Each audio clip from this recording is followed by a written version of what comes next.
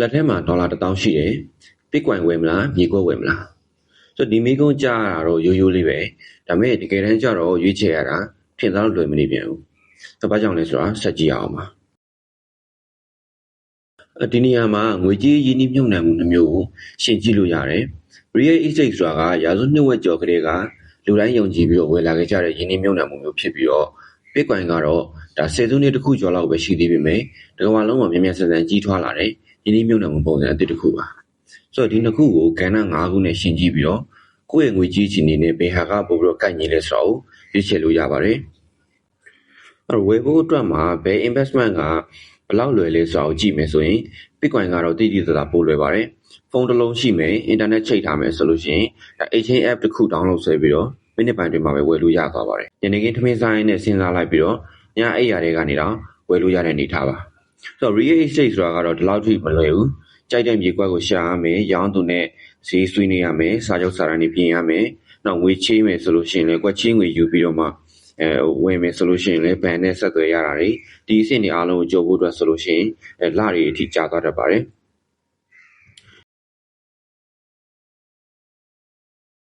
နောက်တစ်ခုကပတ်စံမြန်လိုတဲ့အခါမှာလေဒါ Bitcoin ကဈေးကွက်ဖွင့်နေတဲ့မိနစ်ပိုင်းတွင်မှာပဲ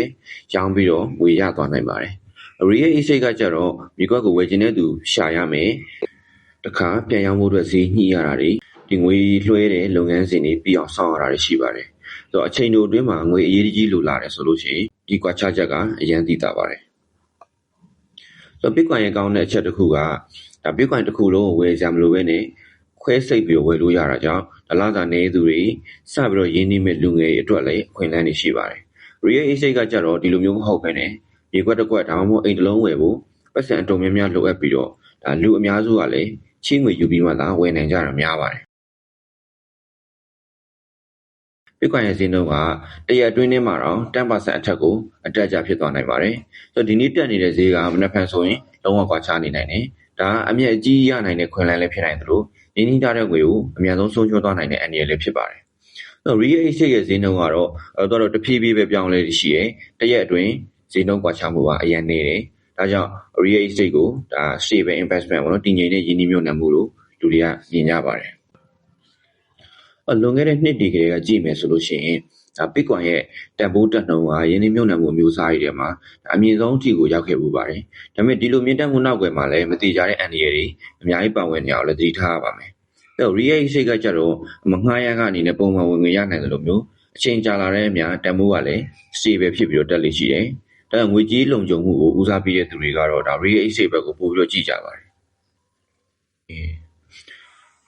ဗီဒီယိုရဲ့ဒီနေရာထိကြည့်ပြီးပြီဆိုလို့ရှိရင်ဒါတရားကတော့ဒီနှစ်ခုတွေကဘယ်ဟာပိုကောင်းတာလဲလို့မေးချင်လာပါလိမ့်မယ်ဆိုတော့တကယ်တော့အဖြေကတော့ရိုးရိုးလေးပဲဒီနှစ်ခုကတစ်ခုနဲ့တစ်ခုအစားထိုးလို့ရတဲ့ဟာမျိုးမဟုတ်ပဲနဲ့လူတစ်ယောက်ချင်းစီရဲ့ငွေကြေးအခြေအနေပတ်စံကိုချက်ချင်းလိုအပ်နိုင်မလားအန်ဒီကိုဘယ်လောက်ထိခံနိုင်ရရှိတယ်ဆိုတဲ့အချက်တွေပေါ်မူတည်ပြီးတော့ရွေးချယ်ရမှာပါအဲ့တော့ဒီဘက်ခေတ်တက်ကြွတဲ့လူငယ်တွေအတွက်ကတော့ Bitcoin ကစိတ်ဝင်စားစရာဖြစ်နိုင်တယ်လို့တည်ငြိမ်တဲ့ရေရှည်စီမံကိန်းလိုချင်တဲ့သူတွေအတွက်ကတော့ဒါ Real Estate ကပိုပြီးတော့တင့်တော်နိုင်ပါတယ်အကယ်၍ဒီနေရာမှာမိတ်ဆွေက Bitcoin ကိုစိတ်ဝင်စားပြီးတော့ investment လုပ်ချင်တာပဲဖြစ်ဖြစ် trading လုပ်ချင်တာပဲဖြစ်ဖြစ် exchange ကောင်းမရှိသေးဘူးဆိုလို့ရှိရင်